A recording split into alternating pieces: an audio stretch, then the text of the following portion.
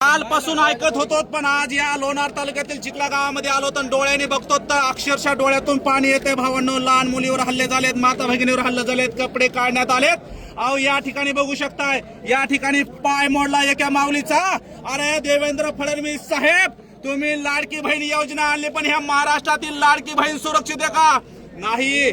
या ठिकाणी या ताईचा पाय मोडला गेला, पण तुम्ही त्या ठिकाणी आराम करीत होतात. हे तर खरी तर लाजिरवाणी गोष्ट आहे.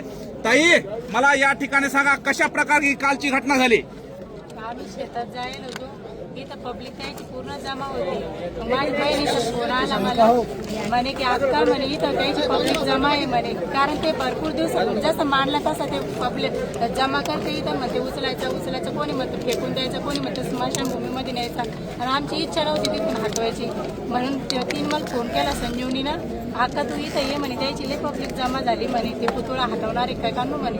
मग मी शेतातून घरी आले, तशी इथंच थांबते, इकडून आले तर इथं थांबले. मग त्याची ती तारामती मुंडे म्हणून बाई आहे, ती पोलीस आली. त्या टायमात मी आले, त्या टायमात पोलीस आलं म्हणे की यायच्या बाया पुटी धरून हाना म्हणे, आणि तुमच्याकडून नाही होत म्हणे. ते पाटील साहेबाला म्हणे तुमच्याकडून नाही होत तर म्हणे आम्हाला द्या म्हणे.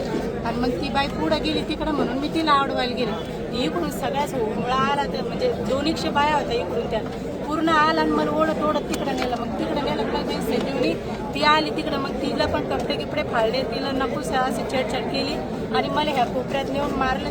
7-8 जणी माझ्या अंगावर पडलेल्या होत्या, केस उचले आणि पाय त्याच याच्यात माझा पाय फ्रॅक्चर झालेला आहे.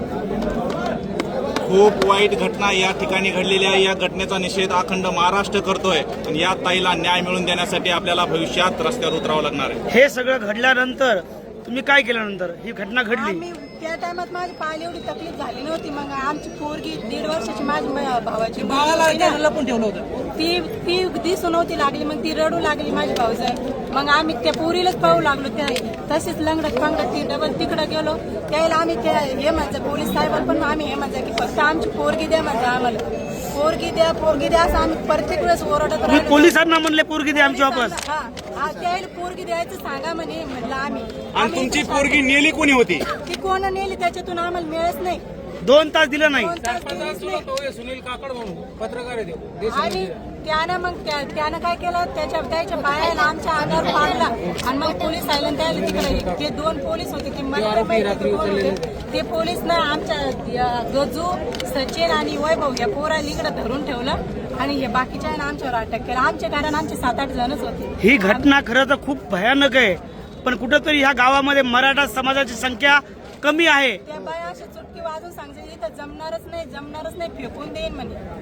आणि म्हणून मी म्हणले त्याला फेकून द्याल तर फक्त हात लावून दाखवा, मग सांगतो म्हणलं तुम्हाला. संबंध महाराष्ट्राला आम्हाला हेच सांगायचं आहे. शिवाजी महाराजाचा पुतळ्यामुळेच त्याने आमच्यावर हमला करेल. या चिखली गावातूनच आम्ही आव्हान करतोय, ताई तुम्ही एकट्या नाहीत, अखंड महाराष्ट्रातला समाज या चिखली गावच्या पाठीमागे आहे. जरी ह्या गावामध्ये मराठा समाज कमी असला तर मराठवाड्यात असे कित्येक गाव आहेत ते बहुसंख्य मराठा समाजाचे आहेत. तरी पण इंचभर तुम्हाला त्रास दिला जात नाही. हा आमचा शाहू फुले आंबेडकरांचा विचार आमच्या मनामध्ये आहे, आणि तो विचार आम्हाला मोडायला लावू नका. धन्यवाद. जय जिजाऊ, जय शिवराय.